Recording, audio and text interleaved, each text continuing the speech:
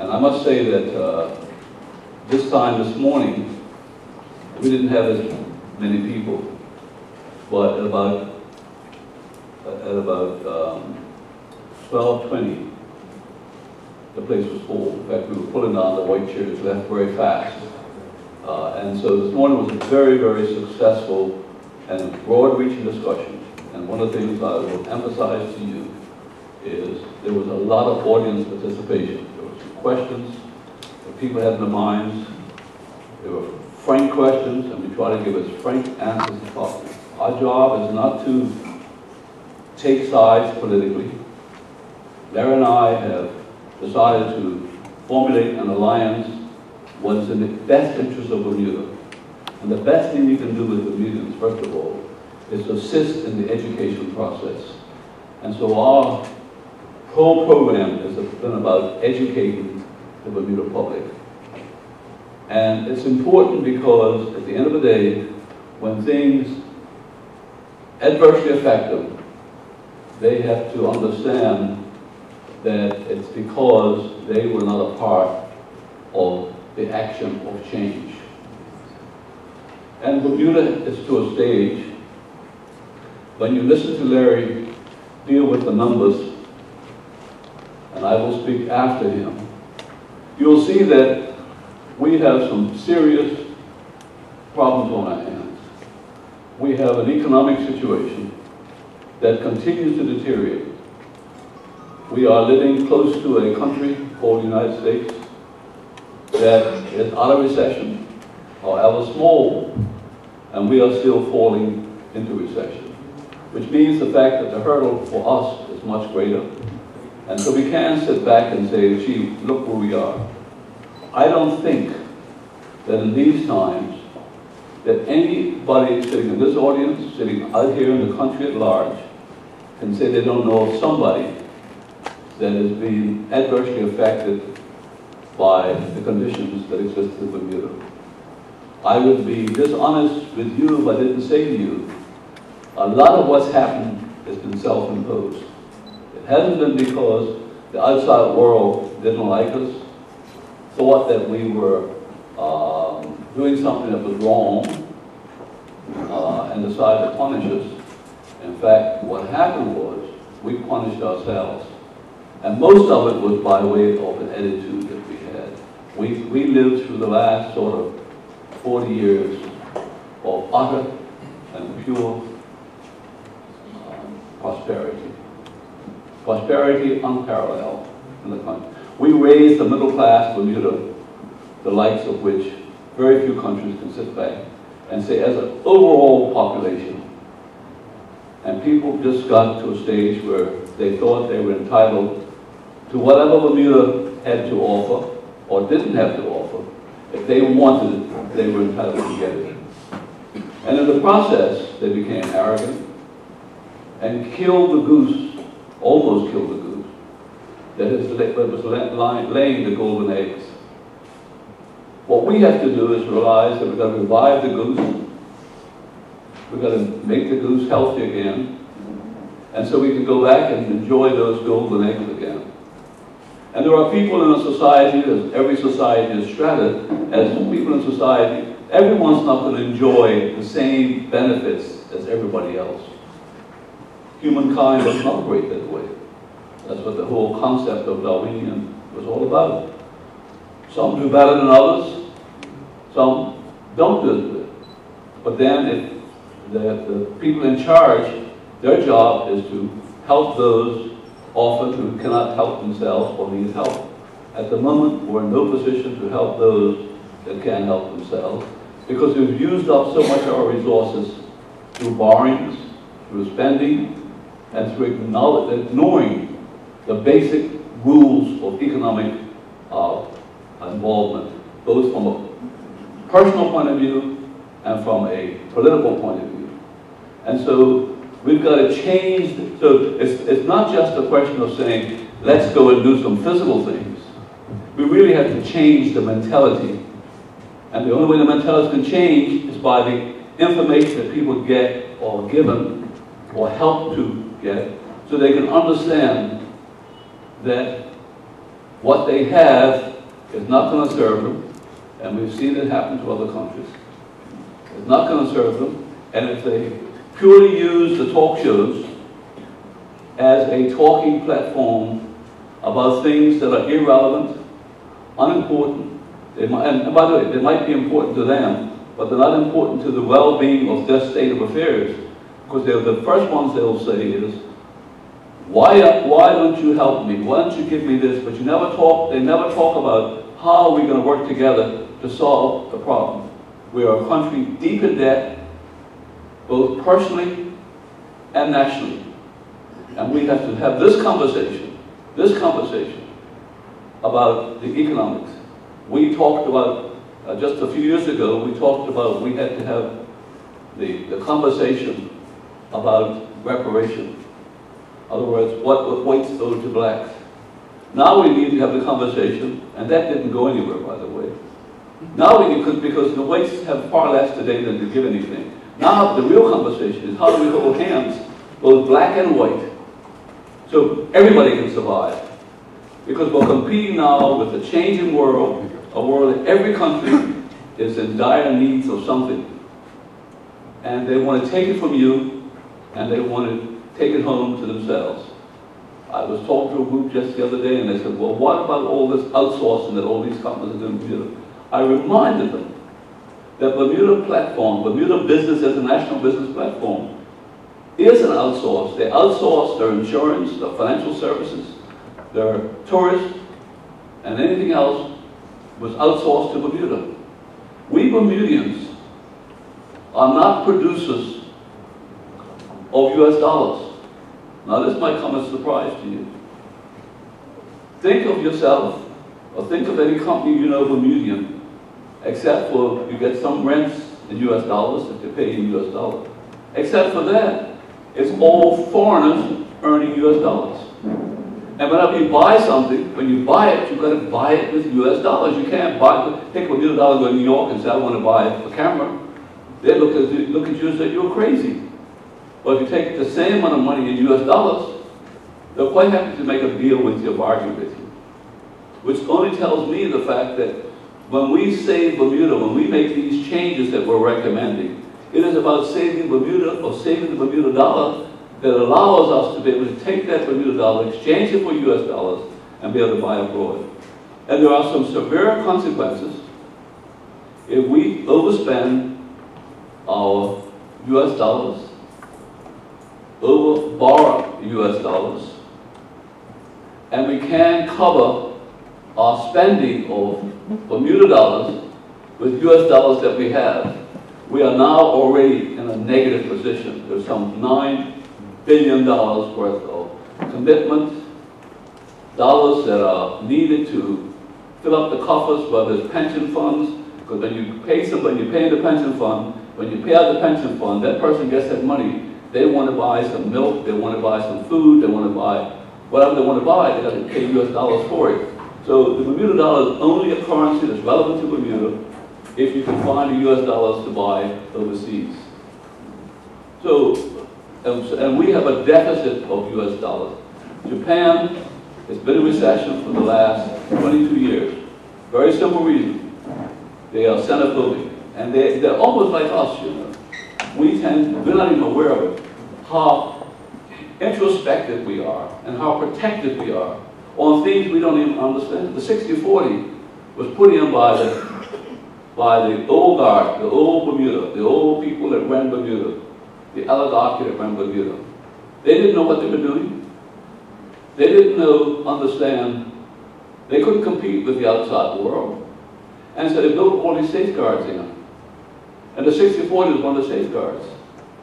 But the end result is, here we are in the 21st century, when every country in the world is talking about free trade, free arrangements where people can come in and bring their capital, bring in their intellect, and bring in their products. And here we are sitting in denial of that, and we expect our people to find jobs, and we expect Bermuda to be relevant.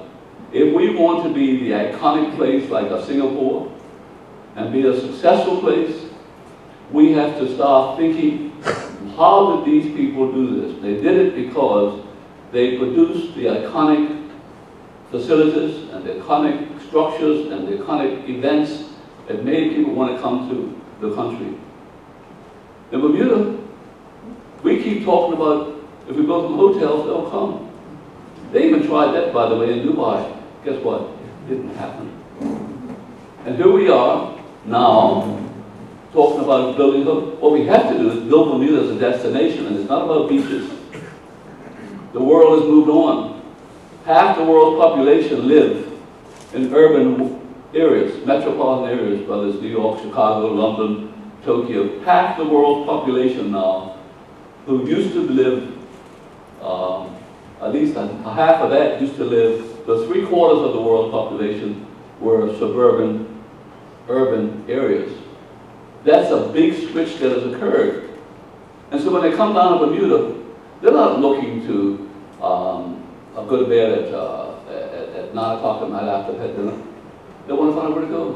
And that's why we've suggested developing the waterfront.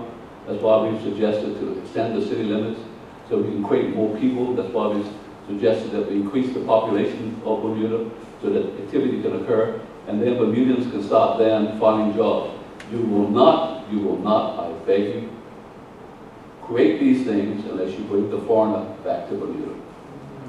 He earns the money that we get. We don't earn foreign exchange. We are the recipients of foreign exchange. And this has been going on, I guess you go back, right on back to the time Bermuda ran rum from broke the blockade and ran rum. It exchanged supplies for rum, sold the rum up to North America, what the dollars back, or what the things Bermuda needed to survive out of. All the hotels, ships, planes, 90% of our income is from international business owned by foreigners. Our banks owned by foreigners. Our communications systems, whether it's TBI, whether it's Cablevision, or whether it's Link Bermuda, principally owned by foreigners. The government already recognized that Belco is a dying industry and we need the power. They've got to get off the 60/40 because it's just not working. They need more capital, they need more brain power, and the only way they can get that is by giving up the 60/40. It's a fundamental thing that we must do if we want Bermuda to survive. So Larry now will go through some of the steps. We'll get into a question and answer period. But the whole object of the exercise is we want to hear your views on what you would do to change. You have received this bit of information here. It's all about recommendations that we have garnered from various sources and various people. This is about the forward movement. This morning we had a discussion. At the end of the discussion, I suggested that those parties, we had those parties, political parties present this morning, suggested that what should happen, if this is a crisis, and we're in a crisis mode, and we're not going to do what Washington is doing, is letting the country slide away in a crisis. We don't want to be another Greece, although we're very close to, we're closer to Greece than you think. Greece has olives to sell, and it has ships. Most of its business was tourism. Now they don't have tourism. They are relocating some of the ships in other jurisdictions. And more people in the world now are growing olives somewhere else. They're in a crisis. And when you look at the debt that they have and how it is structured, the housing debt, the commercial debt, and the national debt, don't look at Greece and say, oh, they are those Greeks. Because when you look at the parallel, I can tell you now, that's the Bermudians. We are no better off right now, believe it or not, than Greece. And Bermuda is propped up by a half a dozen, not all these international, but half a dozen major executives and international companies. If they decided for 1 second that they wanted to shift a lot more of Bermuda outsourced, as we've been outsourced, we would be going from a first world country to a third world country. I remember when Jamaica was the first world country. You won't remember that. I remember when they $1.50 US was $1 Jamaican dollar. Now you can go to Jamaica, you can get a $1 US dollar, you can get 90 Jamaican dollars for it.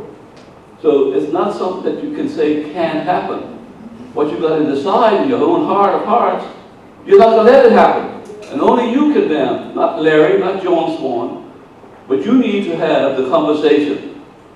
And this is a conversation about Bermuda survival. And when we do that, then we'll know that we're heading in the right direction. So that's why we want your participation tonight. Larry, it's all yours. Thank you.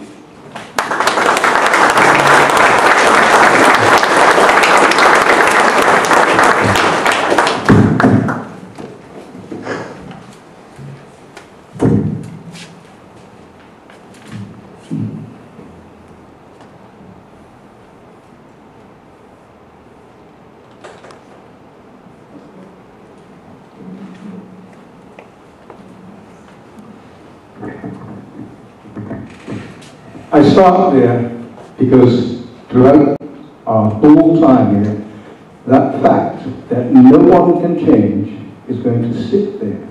So every time you think something, just remember, it's just a fact, just numbers, and nothing will change that fact. The other facts coming up over there. Just a couple of points about the two human beings who are here. So John Swan and I have been collaborating now for almost a year. You may not know me as well as you know him, but I'll tell you a little bit about myself just to know what it is that's happening here. I was elected, or selected rather, by Dean Jennifer Smith as the PLP's campaign committee chairman back in 1996. And then my cousin Cal came on board too as acted as chairman. I was co-chairman and so was he. The division never quite settled, but we worked together well. So I was instrumental in bringing the Progressive Labour Party into power in 1998, and I'm glad of that. As it is today, I'm crystal clear in my views, and I've been expressing them quite clearly for about the last 3 years, and I'll continue to do so. And tonight, this evening, what I'm going to do is draw a line that's going to be what I call a start line, ex-soldier. The start line is an absolute thing. It's like that.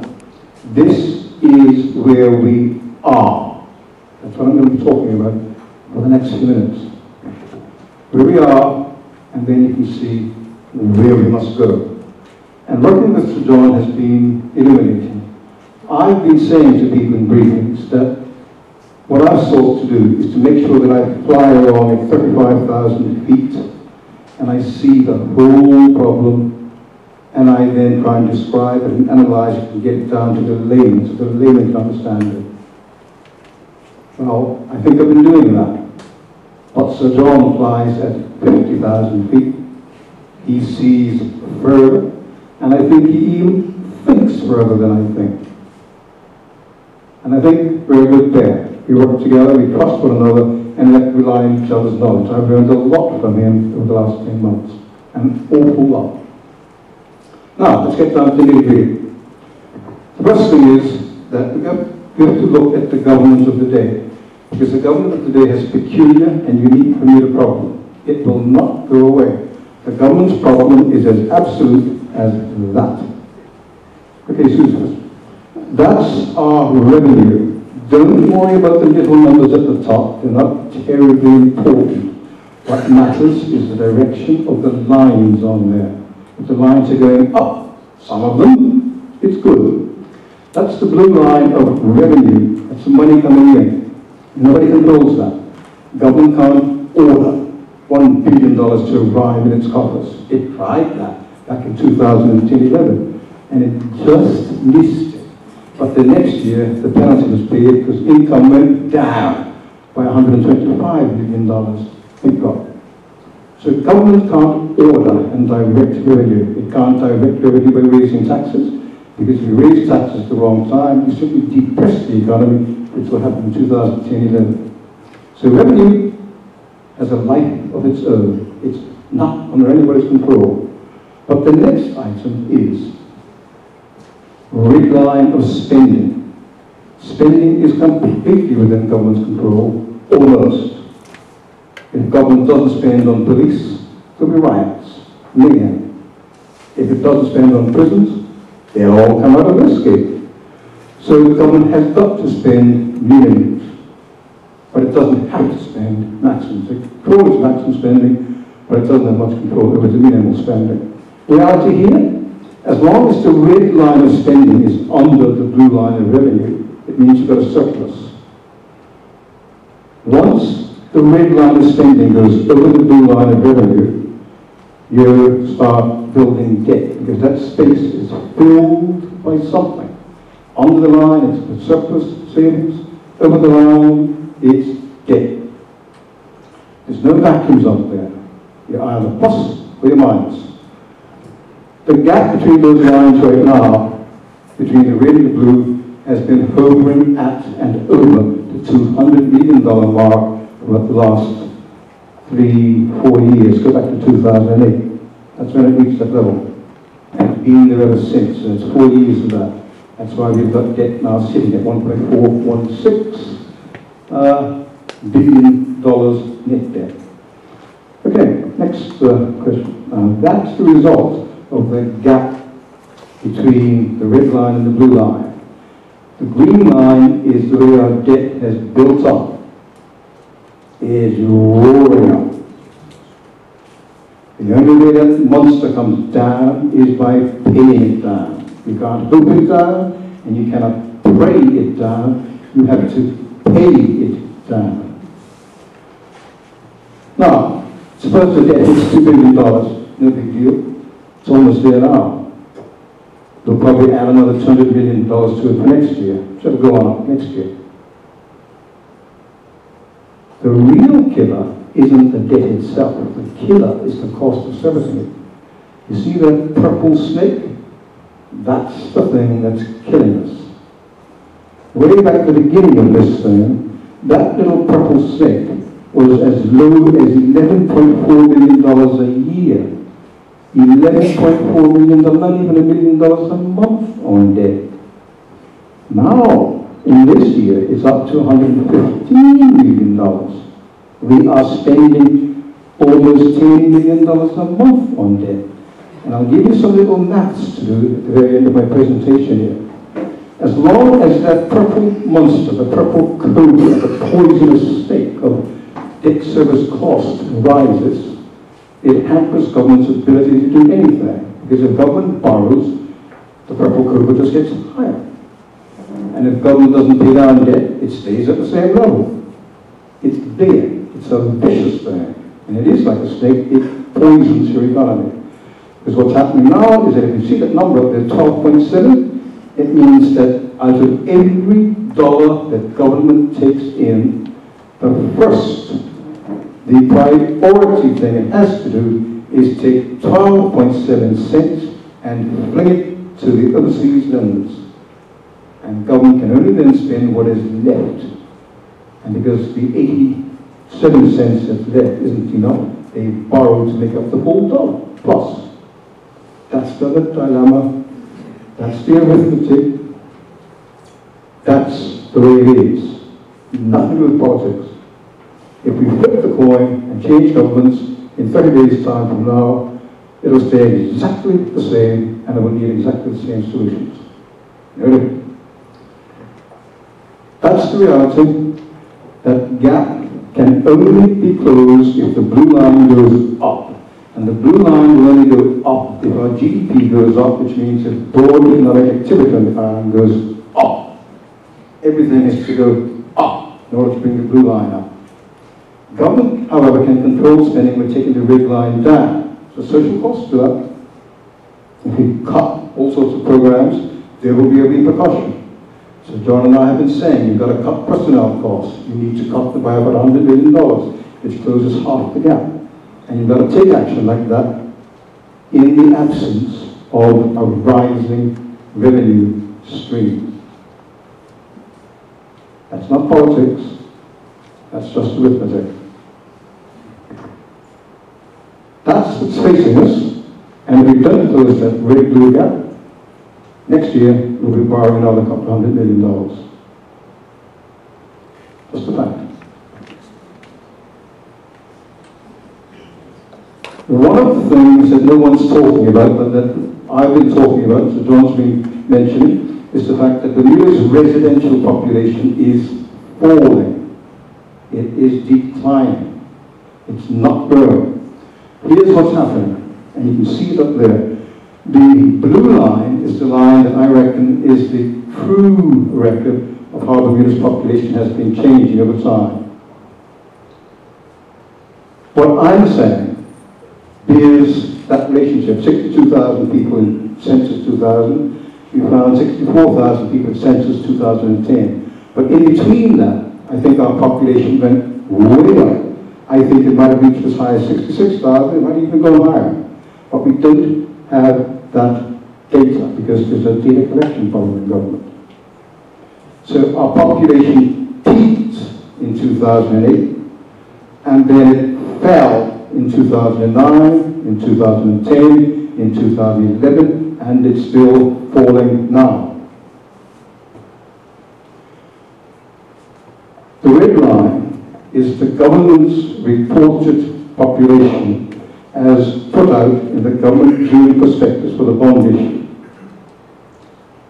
That projection is wrong. It does not jive with reality. My numbers may not be precise, but my numbers paint the true picture.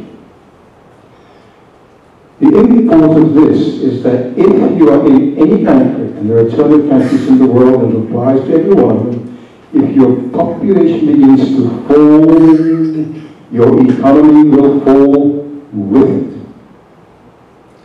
It's as absolute as that. If people are leaving the island, there are fewer consumers, there's less economic activity, the economy must and will decline. It is impossible to do otherwise.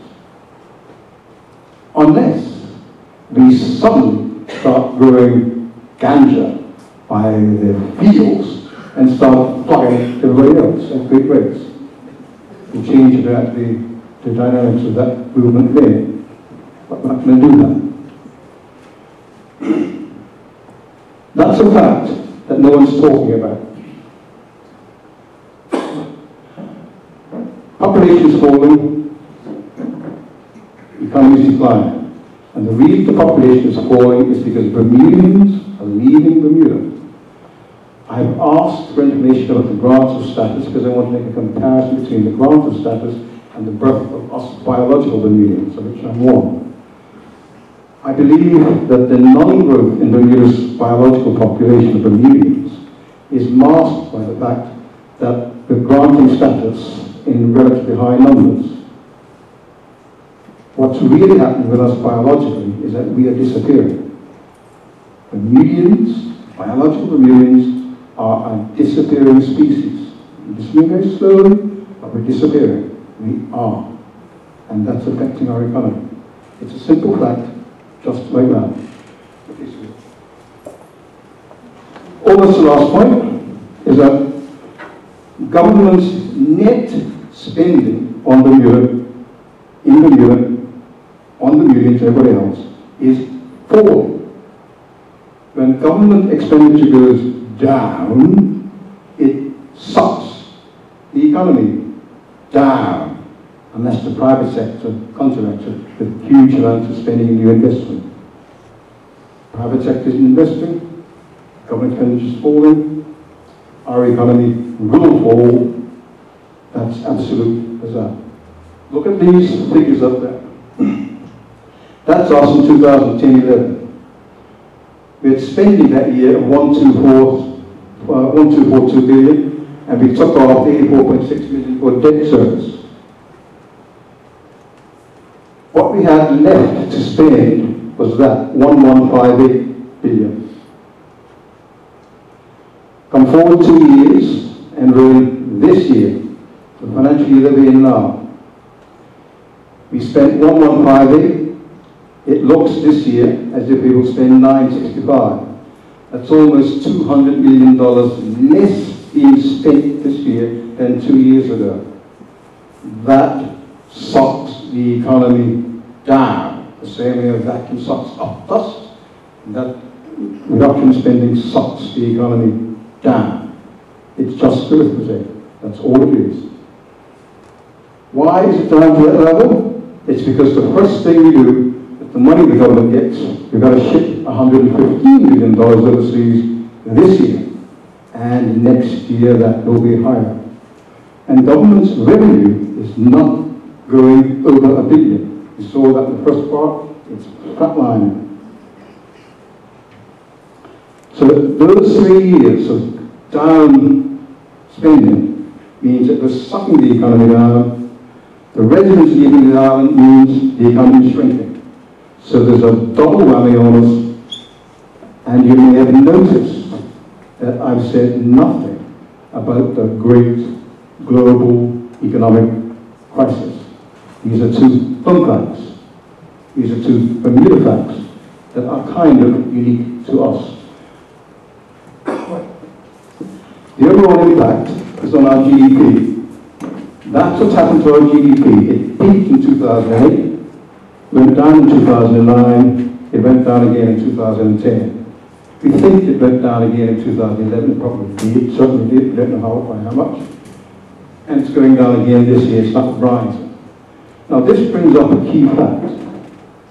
This is 2012. In this island, rich and sophisticated. Some of our data is 2 years behind. That's not good enough to run anything with 2-year-old information. There is a severe shortage of data, and there is an even worse shortage of good data in the government across the board as a whole. Without good data, you can't see what's happening, which means you can't make proper plans.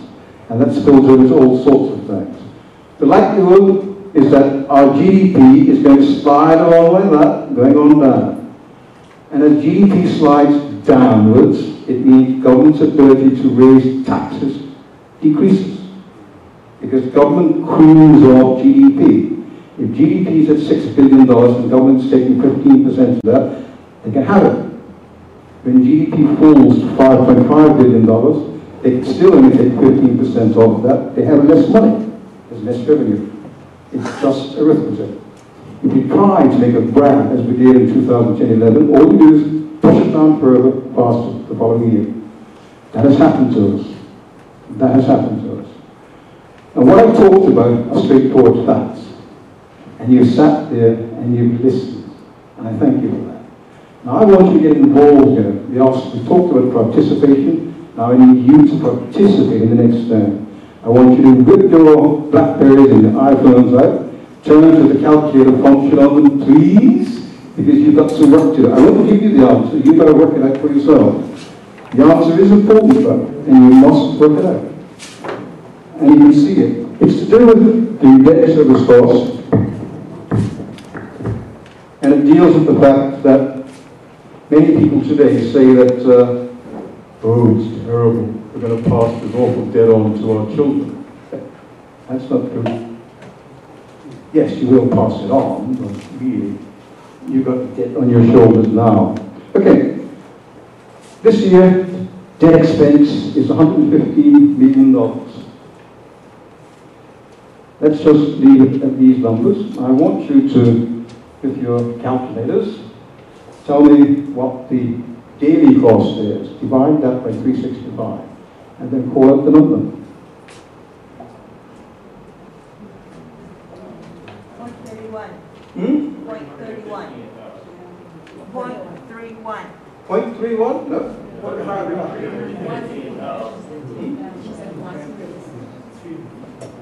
I didn't get that. Divide by 365 to get the daily rate. How much? 315,000. Okay, that's good enough. Stay with us. Don't disappear. Divide now by 24 to get the hourly cost. 13,127.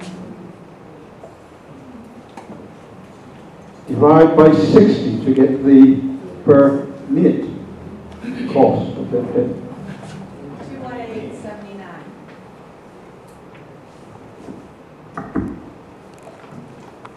That's the debt that we are carrying today.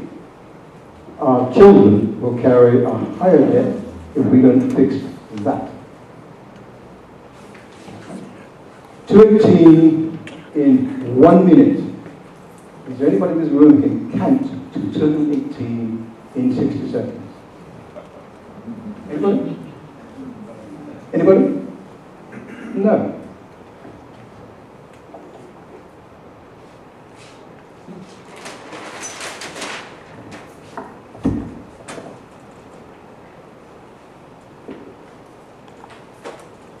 That's where it was back in 2003, and the per minute cost was that, $16 a minute. Did anybody count to 16 in 1 minute? Everybody can. In fact, you've got lots of minutes. That's where we are. That's the problem we've got. That's the reality. That's the reality that underpins everything that we're talking about. That's the baseline. In military terms, it's a start line. That's where we are. Now, the outcome of this is that government can't help us. Government can't stimulate the economy because it's too borrowed to do that. Government right now is destimulating the economy because of what it has to do. But government has got to stay where it is, basically sort its own problem out without damaging the private sector economy. It's a unique problem. I think probably any country in the world is that. But that's what we've got to do. And that's going to take intelligent application, it's going to take knowing the data, and it's going to take making some hard and some unpleasant decisions in the very, very near future. Thank you.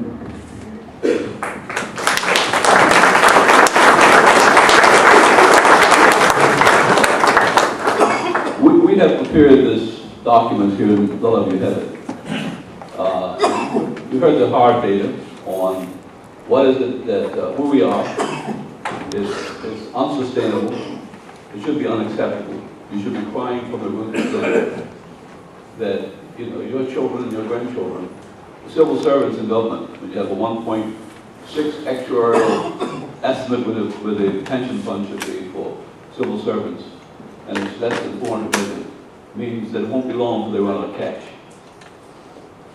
You have senior citizens and people retired who have not been able to get the pension they thought they would get from the private sector, because a lot of those investments that were transferred from a fixed investment pension fund over to a invested pension fund means the fact you gave your money to an insurance company, you told them to invest the money into different instruments and look after money for you, and that became, then they'll actually pay you out so much of what your investment return was. Those investments have taken a big lift. So we have a society under great stress. People are just going quiet. They don't know what to do. And I can understand why they don't know what to do, because the numbers are so enormous.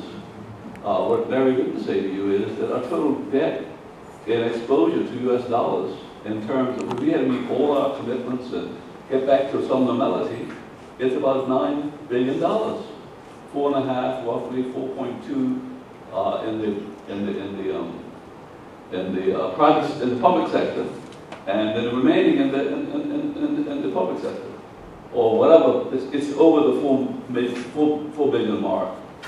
Enormous amount of money, and most of that money, by the way, is US dollars that we borrowed, because Bermuda's are not big savers, and we were nowhere near with the population we had.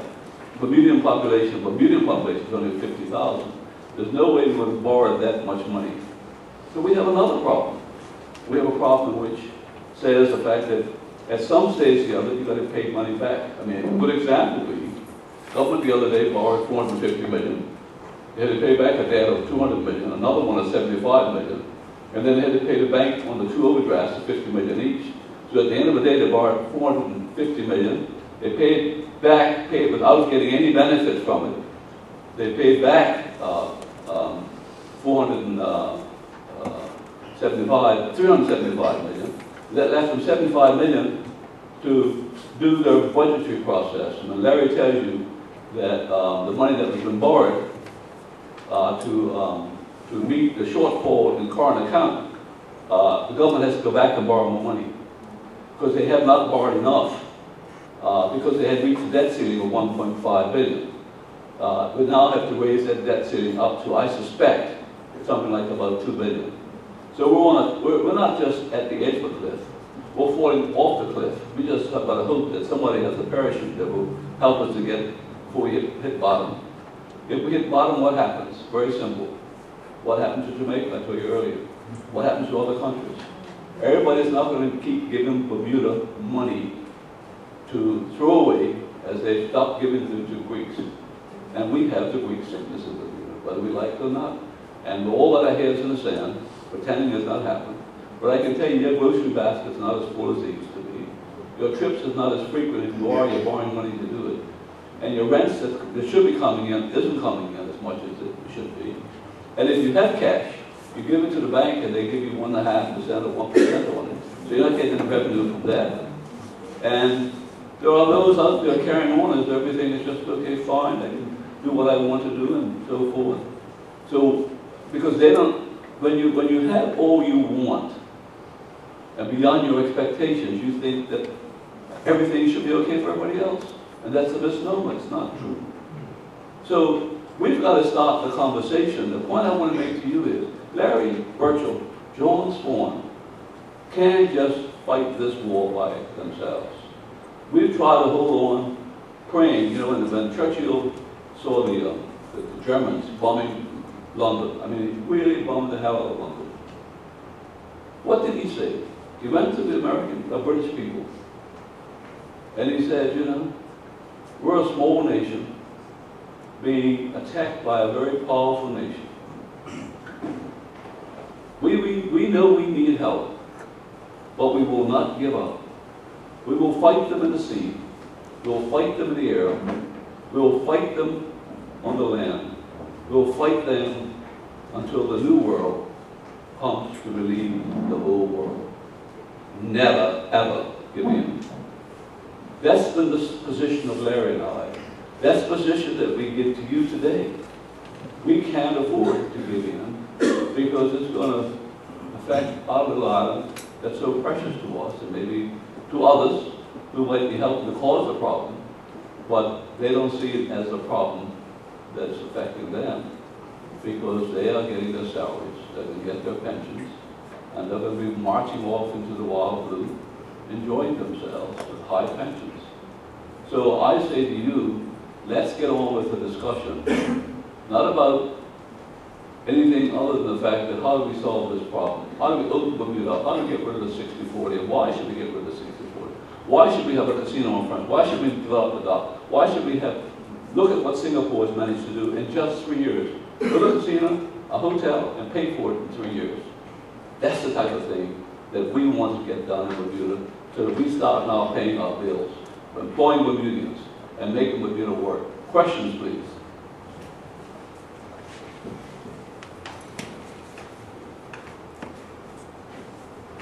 Are you all in shock?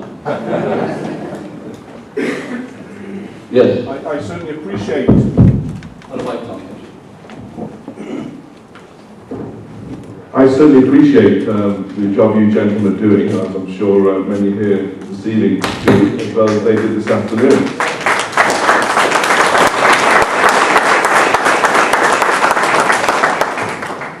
Would you continue to persevere like you have been, with all our support here today, irrespective of politics, so that we can drive it forward? We've been at it for a year, and as I just said, Winston Churchill said, never give up. Winston Churchill won the war, right? It took a long time, took a lot of lives, but at the end of the day, the war was won.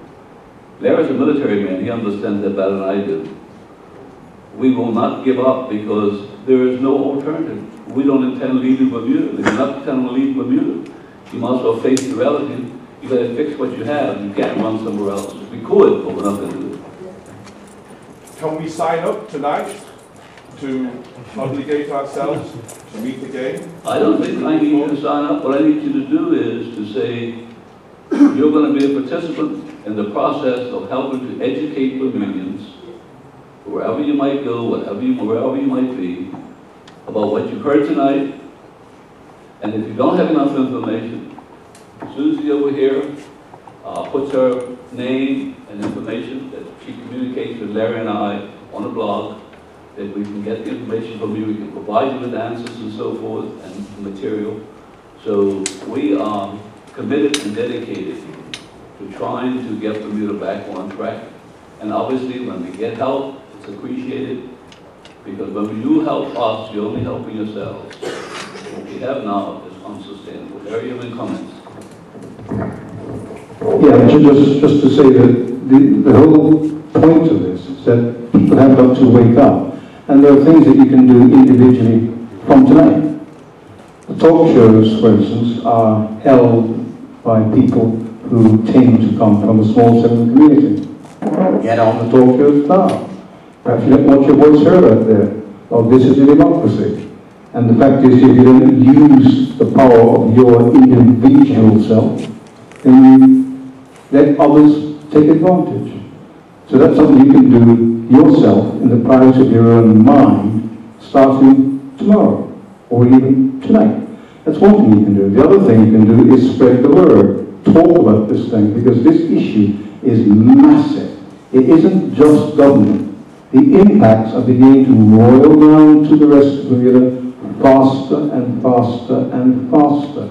I think the last cruise ship leaves in another week or two, and then the winter season sets in. And there's no point grumbling and complaining about the winter season when it's here. Start talking about it now. There's an election afoot. Candidates coming to your doorsteps.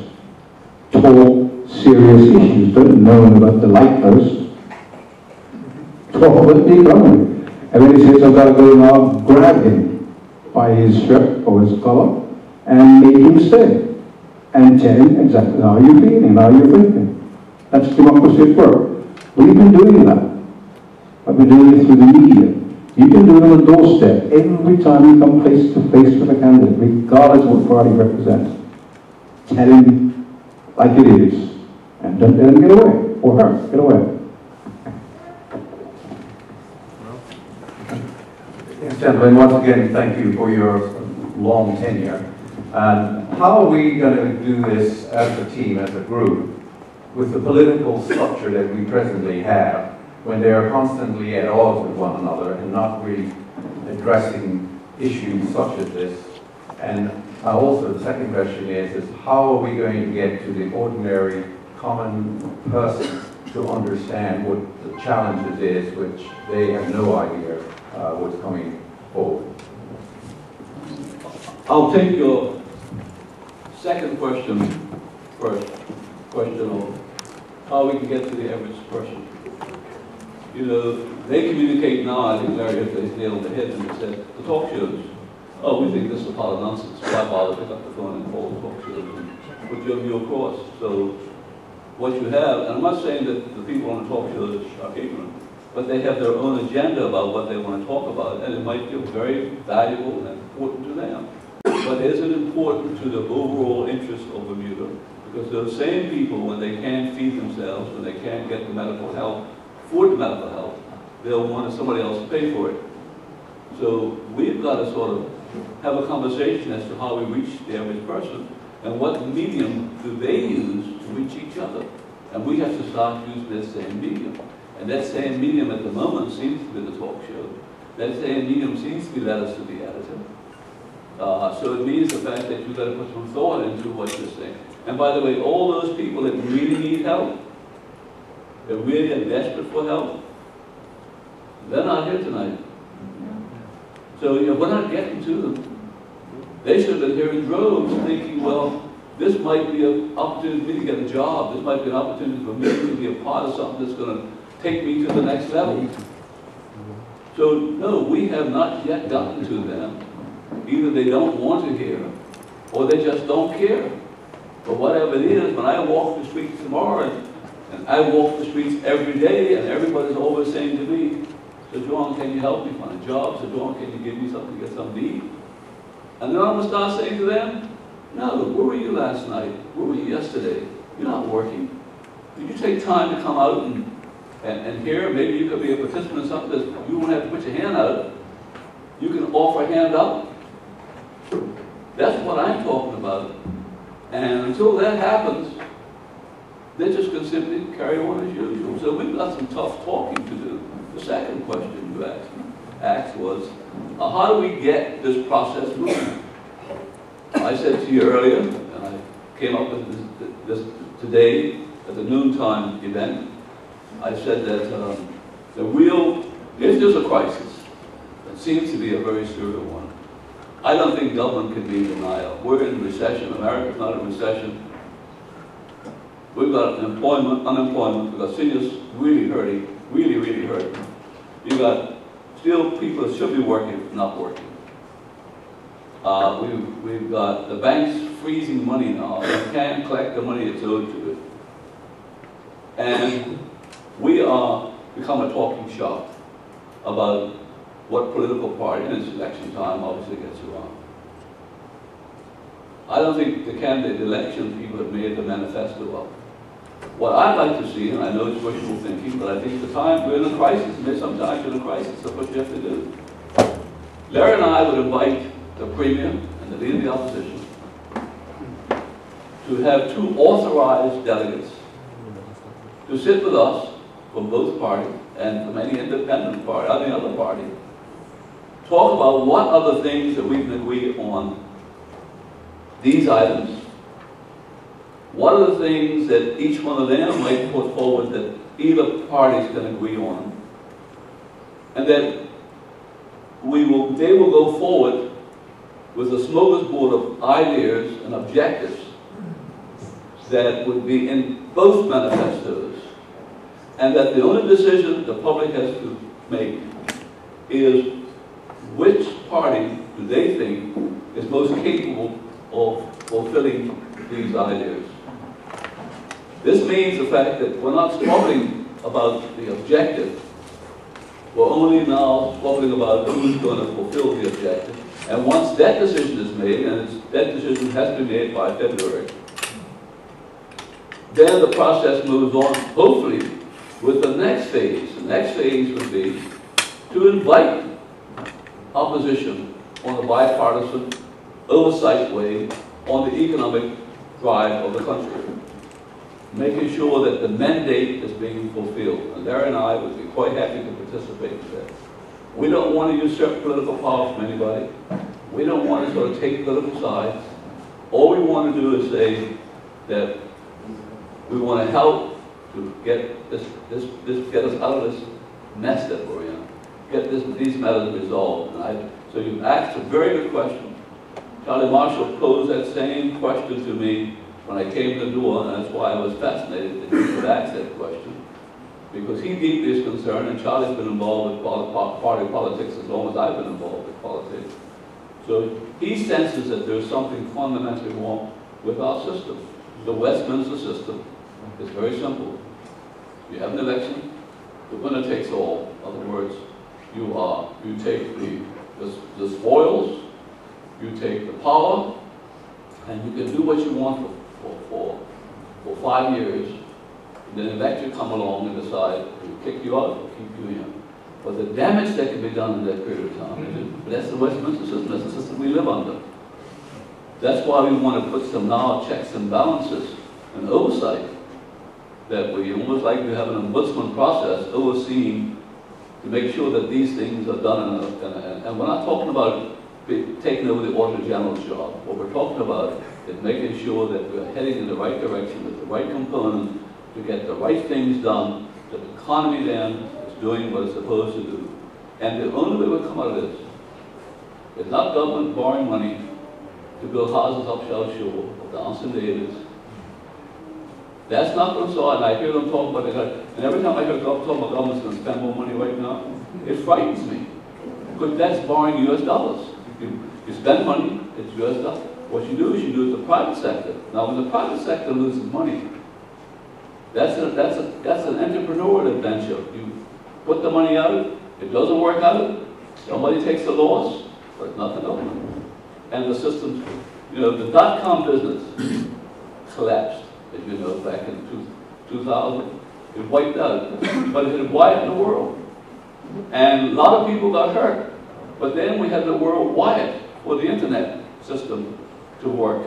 So failure in business doesn't always necessarily mean that something doesn't work. It works in ways that you least dream. We're now in the third phase of the Industrial Revolution. And the dot-com business was the beginning of that process. So we now need to take ourselves through these phases and let the private sector fail a bit, and let government stop doing things and stop spending money and make do with what they have. After all, when they get through that hospital down there, this can be an Achilles heel around all of our necks because it's got to be serviced, it's got to be maintained at high salaries. We've got to pay back that money. And we haven't even addressed that yet. An impossible process. So your question, your answer is a good answer, but it's got to be, if you want to come out of this, somehow or the other, it's going to have to be a bipartisan process that takes place. And Larry and I have agreed to do that.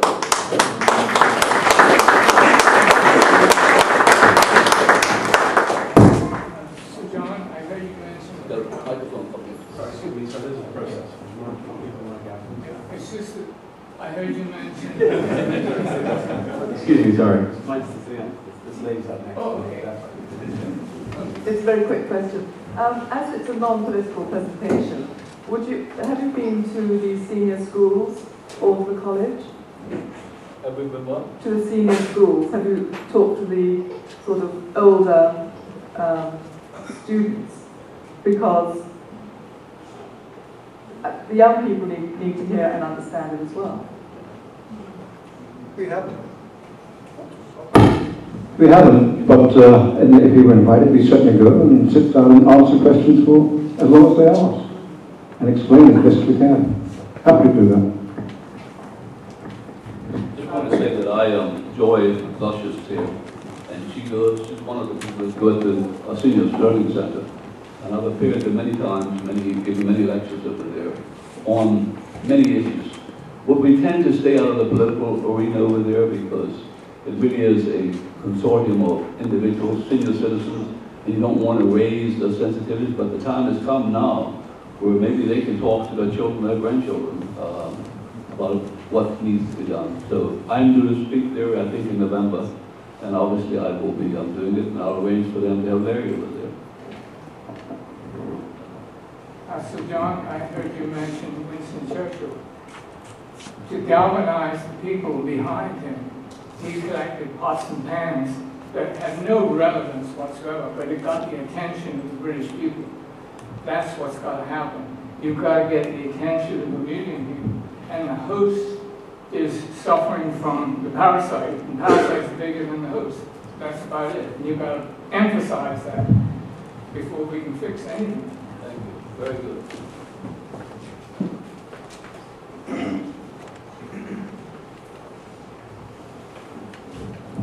Yes, Mr. Berkshire, you made mention of making hard decisions and knowing the data, but these two elements come directly from government. The government must make the decisions, and government is holding the data. So I would like to know whether or not our solution is a political one. Rodney, I know Rodney well. The answer is, of course, it's political. But I made the point, as I made at the beginning. That sets out the fact. That's the fact. Whoever's going to deal with it has to deal with this. So let's elect the XYZ party on February the 1st, 2013. And on February 2nd, they have to start dealing with that. Whoever makes that decisions about fixing this thing has got to cut governance costs, which means they've got to cut personnel costs. They've got to reduce expenditure of some services. They've got to stay with the population that will become instantly risked if once those effects begin to bite. And they've got to stay with that long enough to get the private sector to build up the economy so that they can get back to some semblance of normal. Name who you will. That's the process that has to take place. What's difficult for Bermudians today and going forward is that we've never been in this hard knocks decision as we are today. We simply haven't been there. We haven't been a poor society that needed to fix a massive problem.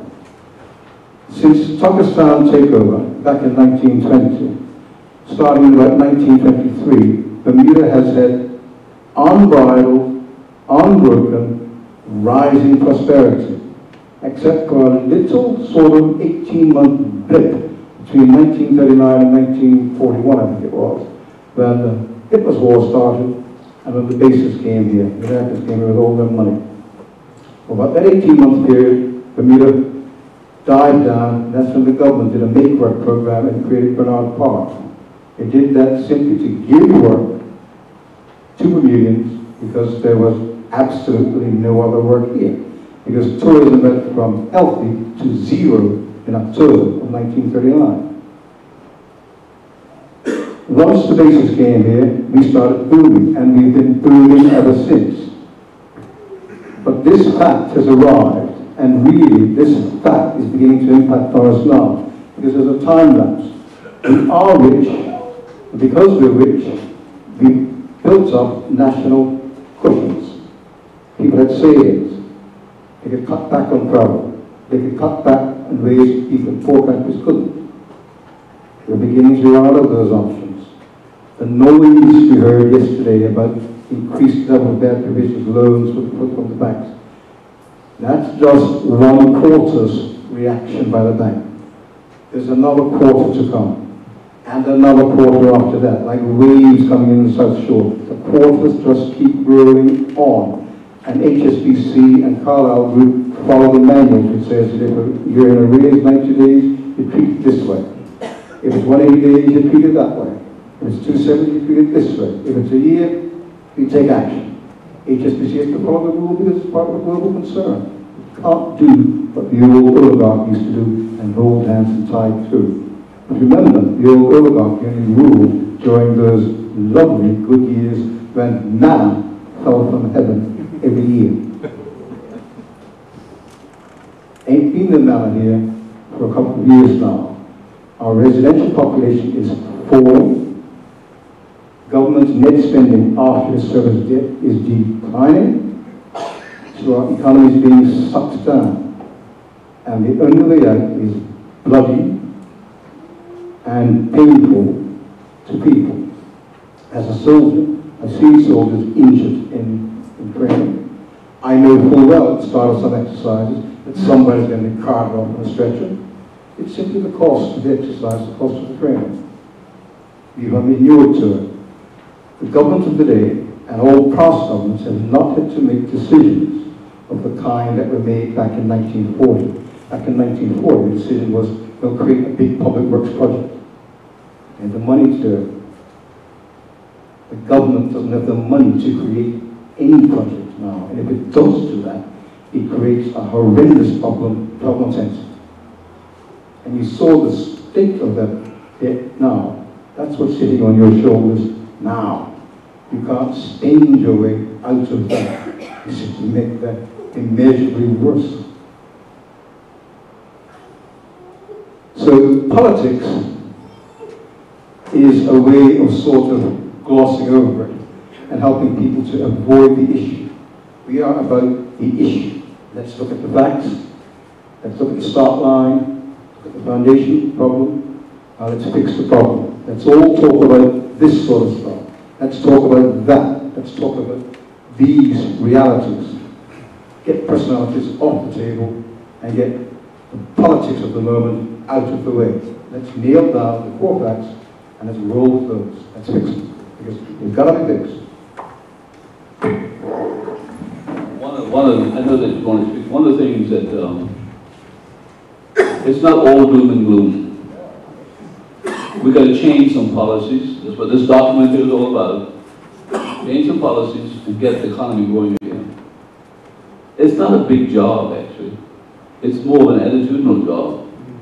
Because we made the foreigner feel welcome to Bermuda and made them guests like you in your living room. And when we saw tourists, we made them feel as though that they're welcome here.